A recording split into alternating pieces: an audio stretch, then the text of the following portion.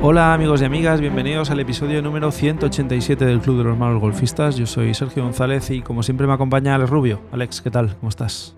Pues pasando mucho calor jugando a golf. Así que bien, pero es que no hay primavera, no hay temperatura cálida. Ya estamos cerca de los 40 grados en nuestra zona. Es inhumano esto, de verdad. Me has comentado esta mañana que ya vas motorizado. Te has sacado un bono para ir motorizado este próximo mes. Sí, mes, 2 meses, me he sacado un bono de moto aquí al lado de casa, en La Roca, porque voy a jugar bastante aquí. Y la verdad es que no, es que paso de jugar a 38 grados. Sí voy a jugar, pero con moto. De hecho, hoy la he usado y la verdad es que se nota, ¿eh? Me gusta caminar los campos, pero con este calor, a ver, tampoco soy masoca. Entonces, pues bueno, ayuda. Entre el paraguas, el ir hidratado y el no estar caminando todo el rato, pues dosificas un poquito más todo ese calor. Supongo que irás un poquito más lento que cuando vas con el buggy, ¿no? Que vas derrapando por ahí. Como en Golf Barcelona. Vaya fama me precede. Eso fue un error de no conocerme el terreno. Sí, vas. Ostras, no, nos pegas un susto, ¿eh? Sí. Derrapó el buggy en una bajada. Íbamos por camino, ¿eh? No íbamos por el césped. Y se nos fue de atrás y vaya susto. Parece aquello fue Sí. como un coche de rally. Bueno, un trompito, ¿no? Un trompito, sí. Sí, un trompo pequeñito. No hemos llegado a lo que se ve en algunos posts de Instagram, ¿no? De algunos locos que van por ahí con el buggy haciendo el indio. Pero sí, tuvimos ese sustito. Con la moto ves con cuidado, ya sabes. Nada, vas más lento. Él no da para... No llega a tanta velocidad. Pero bueno, tiene que ir con cuidado. Pero la verdad es que es más cómodo de lo que yo pensaba. Nunca había usado una moto y la verdad es que está bien. Yo nunca me he subido a una de esas. Siempre nos reímos de Dani, ¿no? Cuando va con la moto por el campo, nuestro entrenador. Y mira, al final has acabado con eso. Sí. Todo llega. Y hoy lo que queríamos hablar es de un concepto muy interesante que hemos sacado de un libro, que ahora comentaremos, que es el concepto del valor de separación en el entrenamiento. ¿Esto qué es? No os preocupéis que os lo vamos a contar. Pero antes de nada, yo te haría una pregunta, Alex, y a la audiencia también. Si os regalaran 100 horas extras, de esas que no tenemos, por el trabajo, por la familia y demás, para practicar en estos próximos meses, ¿en qué los gastarías? Ostras, yo lo gastaría en lo que estoy dividiendo mi tiempo. Yo creo que es más o menos la mitad en el driving range, que sería juego de hierros en un 80% y driver, madera poco, muy poquito, a lo mejor un 5% y driver un 15% en una hora, ¿vale? Más o menos calcula eso. Y luego, una hora que estoy en el driving range, intento, aunque no suelo llegar, a una hora chipeando y pateando. Y más o menos mitad. Bueno, es una respuesta bastante típica, bastante habitual, ¿no? Mucha gente, pues, tener el pad, el juego corto, la técnica del swing, el driver. A veces nos tenemos que hacer esa pregunta, ¿eh? Si entrenamos más lo que nos gusta o lo que nos influye en nuestras tarjetas, ¿no? Que a veces hay que hacer ese pensamiento interno porque muchas veces como que tienes tendencia a entrenar más lo que más te gusta y lo que nos escuece más como que lo dejamos un poquito apartado, ¿no? Y ese es un problema muchas veces. Y te voy a decir una cosa. Hace tiempo que el pad era algo que iba entrenando, pero no me acababa de gustar, igual que a mucha gente, ¿no? Que al final lo que nos gusta es, pues bueno, ir al driving range y pegar bolas, ¿no? Con hierros, driver, maderas, etcétera. Pero a base de forzarme a entrenar el pad, ostras, le estoy pillando el gustillo a entrenar el pad, como que me mola pasarme por el putting green y me mola entrenar el pad. Pues esto es importante. Bueno, ahora veremos cómo de importante es, porque el concepto este de valor de separación es un concepto que sale de un libro que se llama Lower Scores Wins. Lo podéis buscar por internet. No es fácil de encontrar. Se puede comprar por eBay. ¿Vale? Es de dos autores, Eric Barczewski y David Wetzing, que lo que introducen, entre otras cosas, dentro del libro es una clasificación de las diferentes habilidades que hay que tener en el golf, pues el drive, el approach, el chip, los pads, las sacadas de bunker y tal, en función de su capacidad para generar diferencia en el resultado, es decir, diferencia respecto al resto de contrincantes, ¿no? En un torneo, ¿no? Y al final el objetivo es buscar esas habilidades que más separan esas tarjetas y dedicar ahí la mayor parte del tiempo a la hora de entrenar, ¿no? La mayor parte del esfuerzo, porque evidentemente es un tiempo limitado el que tenemos y hay que sacar el mayor rendimiento posible, ¿no? Como concepto es interesante y nunca lo habíamos hablado de esta forma. Ujú.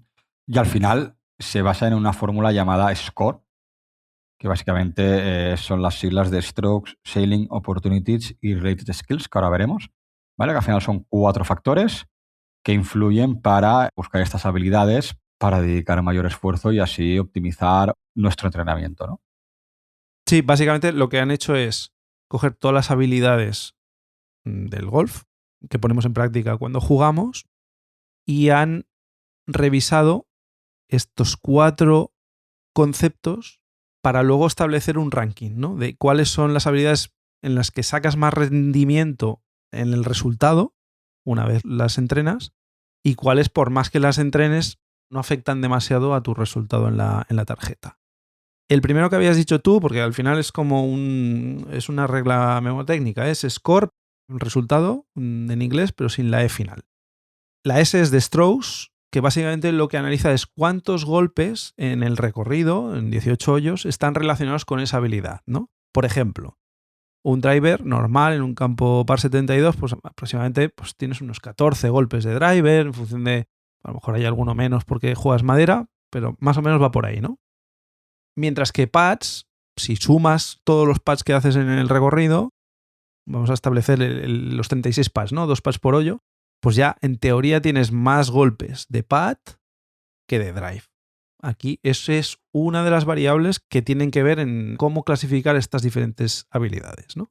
El segundo factor sería el sailing, que al final lo que mira el sailing es el margen de mejora que existe. Por ejemplo, ¿cuántos metros puedo ganar yo con el drive sin perder mucha dispersión, ¿no? Pues mira, con tu velocidad de palo y cómo cuadras la cara y tal, pues puedes ganar unos 20 metros, ¿no?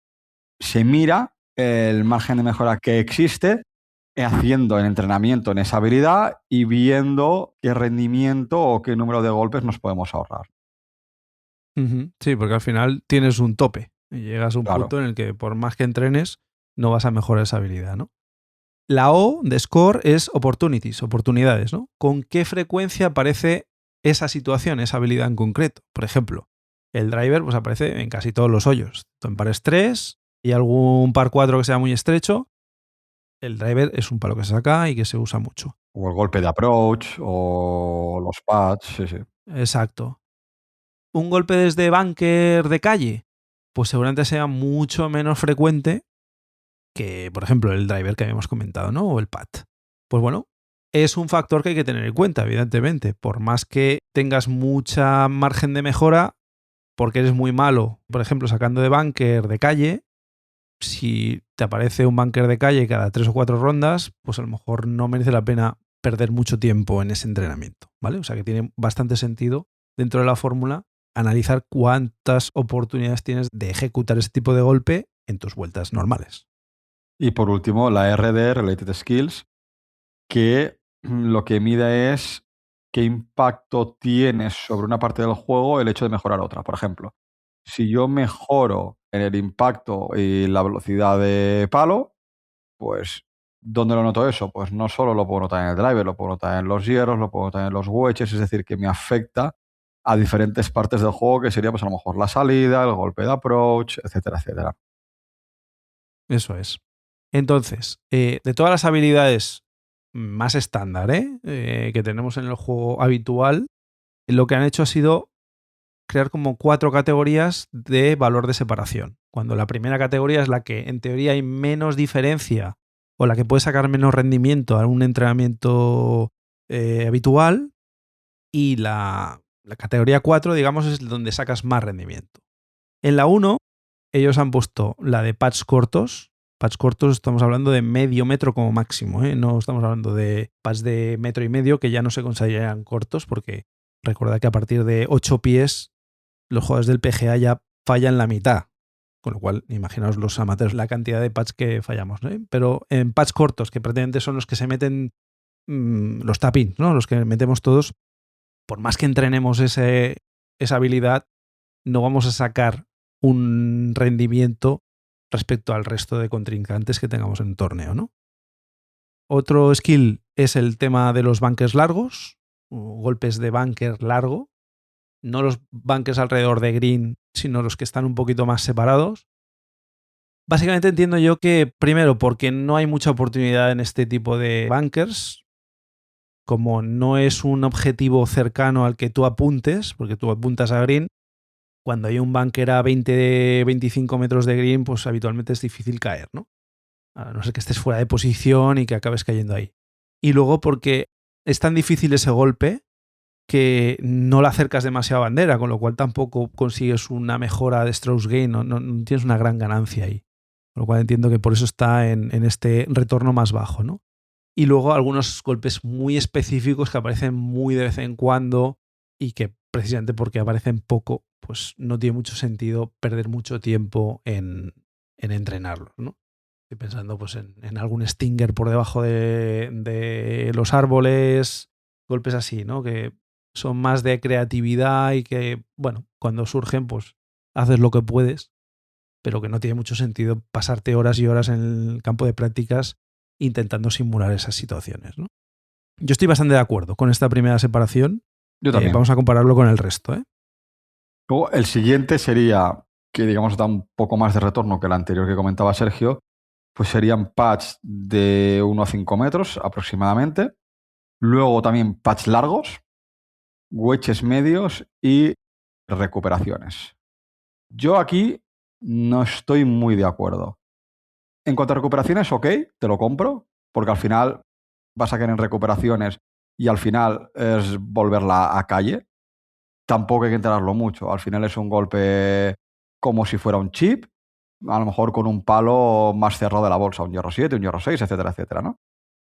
Para mí, wedges medios, creo que hay que darle más importancia, porque es lo que hablamos muchas veces, ¿no? Que por no llevar la bola green, nos metemos luego en líos. Con lo cual, golpes de 30 a 80 metros, para mí debería ser básico meterla siempre en green. Y luego, patch de 1 a 5 metros.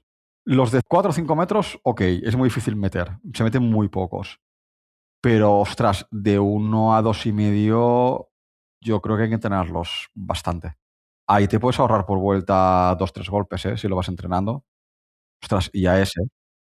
Aquí habría que separarlos, ¿no? Los de 1-2, darles mucha más importancia. 1-2, 2,5 en metros. Y a partir de 2,5 metros hacia arriba, es lo que dices tú, ¿no? 2 patches es como el estándar que deberíamos tener todos y tampoco vas a sacar mucho más rendimiento que tus contrincantes en ese sentido por más que lo entrenes, ¿no? Meter patches de 3, 4, 5 metros es complicado. Yo estoy de acuerdo, contigo.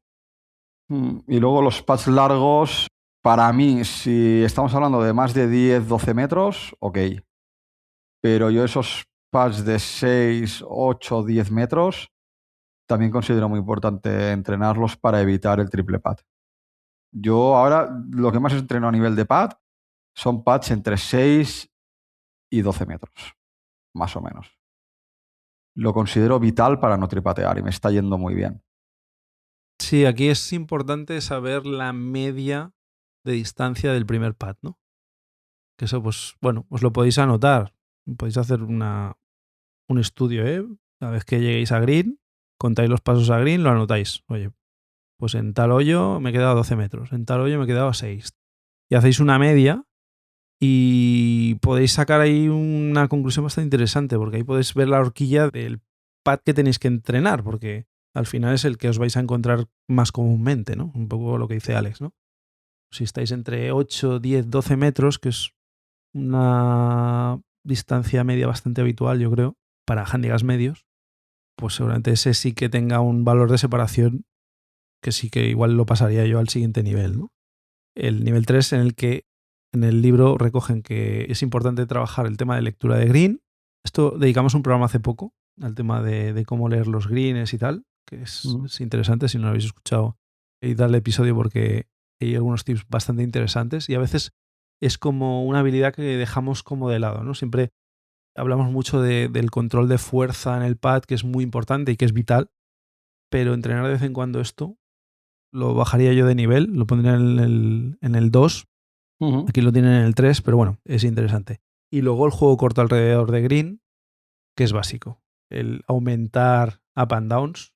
Tú, por ejemplo, ¿no? Recientemente dijiste que habías subido mucho tu nivel de up and downs y tu tarjeta lo ha notado exponencialmente. Totalmente. Es que tú ponte que no cogemos tantos greens en regulación, somos jugadores amateurs. Vamos a hacer mucho chip. Ostras, no es lo mismo que en 6 hoyos, en 4 de ellos hagas chip y pad, que no que en todos hagas chip y 2 pads. Es que ya te estás ahorrando 4 golpes. Sí, sí.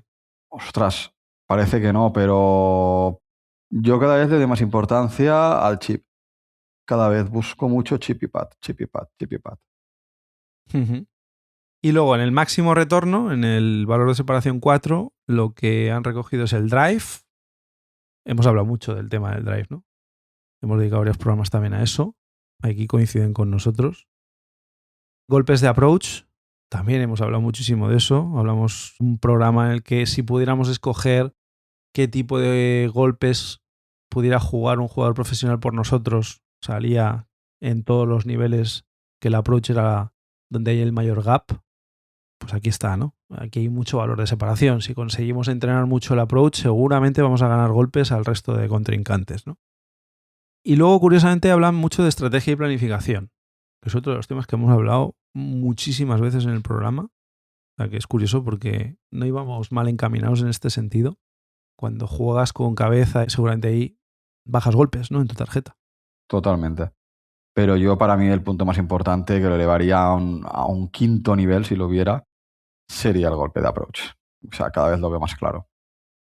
O sea, el driver sí tienes que ganar metros, tienes que coger calle, pero te da igual 190 que 200 o 210. A ver, da igual. Mucho mejor 210 que no 190, ¿no?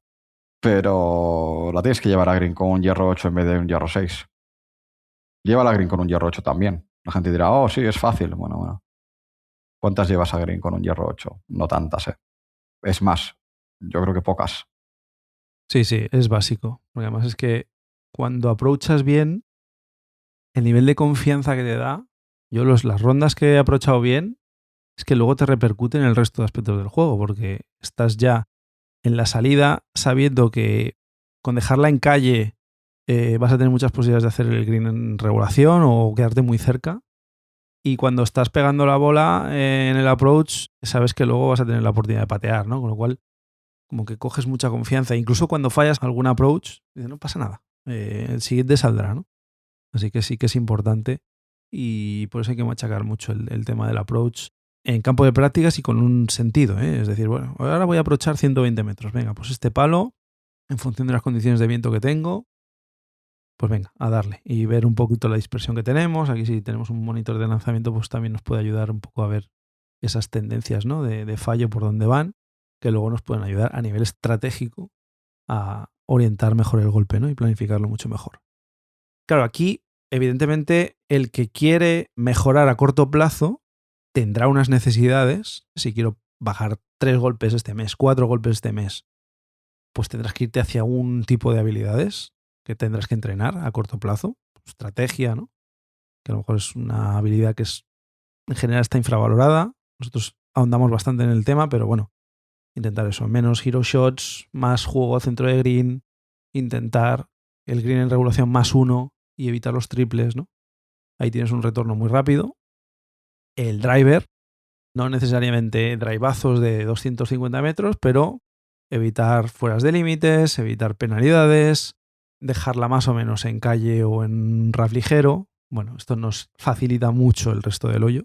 Y luego, algo en el que yo, por ejemplo, estoy teniendo muchos problemas, que es el tema de gestión emocional, ¿no? El saber manejar la frustración, el saber evitar decisiones impulsivas. Bueno, si quieres ganar a corto plazo, céntrate en eso. Si quieres ya a medio plazo, largo plazo, pues aquí, Alex, tú te has hecho un máster este invierno. Sí, yo he invertido básicamente 6 meses en olvidarme de mi handicap y trabajar el cambio de swing. O sea, yo ya estaba en un punto de que si quería mejorar tenía que dar pasos para atrás porque estaba en un techo. Y hablábamos con nuestro profesor, con Dani. Mi swing estaba en un techo en el que sí, me podía salir una gran ronda, pero iba a ser muy inconsistente. Y lo tuve claro, ¿eh? A pesar de pasar tiempo por el desierto, de no ver la luz al final del túnel y ver que los resultados no acompañaban, ostras, creo que mentalmente fui fuerte y estuve convencido en todo momento que el camino era ese. Que a la larga eso tenía que dar resultado. Y básicamente todo ese cambio de swing que he hecho ha sido para mejorar el approach. Y he mejorado en greens en regulación, he mejorado en greens +1. En calidad de impacto, ¿no? También. Sí, totalmente, totalmente, totalmente. Y claro, al mejorar la calidad de impacto, automáticamente he ganado distancia. Ahí se nota. Lo que pasa que hay que ser muy consciente de que hay que olvidarse de los buenos resultados. Hay que asumir que vamos a hacer malos resultados. Y hay que asumir que durante ese tiempo, 1 mes, 2 meses, 6 meses, tu objetivo en el campo de golf, aunque compitas siempre, tu objetivo tiene que ser entrenar. Entrenar. Y eso hay que metérselo en la cabeza. Y evidentemente saldrás de mala leche porque no sale el resultado. Pero tiene que ganar el hecho de que estás entrenando. Si consigues eso llevarlo a la mente, tienes mucho ganado. Evidentemente, el swing al final tiene tendencia a ir a lo cómodo, con lo cual tengo que seguir trabajándolo. Pero ya está muy interiorizado. ¿Comenzar esa etapa es duro? Sí, porque tú dices, venga, va, yo acabo ahora en verano mi época de competición y en septiembre digo, venga, va, voy a hacer un cambio radical de swing. Ostras, es que tienes que asumir que hasta febrero o marzo no van a empezar a salir resultados. Y semana tras semana te vas a hacer +10 de tu handicap, +15 de tu handicap. Pero yo lo he vivido, yo lo recomiendo. Y a aquellos que os veáis atascados y consideréis que hay que cambiar el swing, invertir este tiempo si podéis. Al final, como veis, es eso, entrenar habilidades que luego se queden contigo, ¿no? A largo plazo y que no sean flor de un día. Como concepto, yo creo que es un libro que es interesante leer. Sí que es verdad que, a pesar de que tiene bastantes similitudes con el concepto de strokes gain de Mark Brody, que definió en su libro Every Shot Counts, del que hemos hablado varias veces, claro, aquí no está basado en un modelo estadístico ampliamente validado como en el libro de Mark Brody. Aquí incorpora juicios de valor de los autores y por eso pues, podemos estar en acuerdo o desacuerdo con ciertos aspectos, ¿no? Depende del jugador también y de las necesidades que tienes, ¿no? Porque al final, por más que el libro diga que el drive y el approach tienen un valor de separación 4, el máximo, eso no quiere decir que todos los jugadores en el próximo minuto de entrenamiento tengamos que ir a por eso. Yo en este caso ahora mismo pues estoy en una situación en la que el pad tiene que ser mi prioridad y cada jugador tiene que saber dónde está fallando más, ¿no? De ahí la importancia del análisis. Pues no es lo mismo el jugador que pierde 8 bolas por vuelta que un jugador que no pierde bolas pero que hace 5 tripateos, ¿no? Pues cada uno va a tener que trabajar un aspecto diferente. Pero en concepto genérico, y nos puede servir como guía, sí que tiene un interés el saber dónde hay ese gap, esa mayor diferencia entre niveles que nos puede llevar a ganar torneos al final, porque tú lo que te compares con el resto del field, con el resto de jugadores inscritos, ¿no? Y cuando estamos en golf de competición, por más que sea amateur, pues tienes que intentar sacar provecho de aspectos en los que otra gente coge, ¿no? Y un poquito el concepto es ese del libro. Luego, teníamos el debate con Alex, ¿no? Del tema del pad, ¿no? Que a veces está infravalorado dependiendo del nivel, ¿no? Hay una tesis famosa de que el pad importa menos de lo que creemos, pero bueno, depende del nivel, ¿no? Hay una evidencia a nivel estadístico que le da bastante razón. Aquí Mark Brody también se encargó de desmontar bastante todo el tema de los mitos del pad en favor del drive o el approach. Pero luego sí que hay situaciones en las que, por ejemplo, cuando ya llegas a cierto nivel, pues es mucho más importante el pad para mejorar el handicap que otros aspectos. Por ejemplo, cuando estás en handicap 25 para bajar a 15, pues a lo mejor el pad no es donde tienes que centrar más el tiro. Pero cuando ya tienes un nivel, por ejemplo, que estás en handicap 3, 2 y quieres bajar a plus, pues el nivel de drive que tienes, el nivel de approach, de ahí poco vas a poder rascar ya. Ya tienes un nivel tal que estás cerca de los jugadores profesionales y donde rascan realmente por estadística es en el pad, ¿no? Entonces, pues bueno, ese valor de separación a lo mejor puede cambiar en función del nivel en el que estés. Esto evidentemente pues lo hablas con tu entrenador, lo analizas y podrás sacar conclusiones, ¿no? Pero bueno, al final el golf no recompensa necesariamente lo que más practicas, recompensa lo que más impacto tiene en el resultado. Y ese es el concepto de lo que exponen en este libro. Y luego, cuidado, ojo con comparar lo que es la mejora en el resultado con el aprendizaje. No van de manera paralela. El resultado suele venir más tarde del aprendizaje, ¿no? Sí, es como un efecto goma, ¿no? Primero te tienes que poner en una situación de controlar una habilidad y luego el resultado vendrá a posteriori, ¿no? Es cuando empiezan a bajar las tarjetas y de repente dices, ostras, ¿qué ha pasado? Pues que has mejorado una habilidad, pero todo lleva su tiempo, todo lleva su proceso. En definitiva, lo que hemos hablado. Aprender de estrategia, evitar banderas, jugar al centro de green, puede bajar más golpes a corto plazo, pero si quieres una mejora constante y que luego el handicap no te vuelva a subir, pues céntrate en mejorar el control de la calidad de impacto, el control de la cara del palo, la velocidad. Esas cosas te van a llevar a ir mejorando seguramente más lentamente, pero que esa mejora sea ya para siempre, ¿no? Se quede contigo. Contadnos en redes a ver qué os parece este concepto, cuanto menos original, ¿no? Porque nunca lo habíamos visto desde este punto de vista, este valor de separación de las diferentes habilidades que hay que tener en el golf, que es un deporte muy particular porque un único jugador tiene que tener todas esas habilidades para poder mejorar. Al final, por más que juegues bien el drive, si no sabes patear, pues te vas a quedar estancado, ¿no? Esto en muchos deportes pues no lo tienes, sobre todo en deportes de equipo, ¿no? Que cada uno pues es como especialista en un área. Pues claro, en los deportes individuales como el golf necesitamos saber un poquito de todo. Contadnos en redes qué os parece. Os recordamos que estamos en X y en Instagram en Malos Golfistas y tenemos también el correo electrónico malosgolfistas@gmail.com. Como sabéis, también estamos colaborando con el circuito Galaxy Golf. Este fin de semana hay un torneo muy interesante en Golf Daro, un torneo que es de la Galaxy Golf y de la Galaxy Golf League. Y la semana que viene, 10, 11 y 12 de julio, se juega en Torremirona, un torneo de la Galaxy Cup.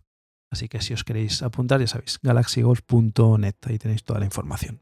Agradeceros a todos los que nos seguís, a los veteranos y a los nuevos suscriptores.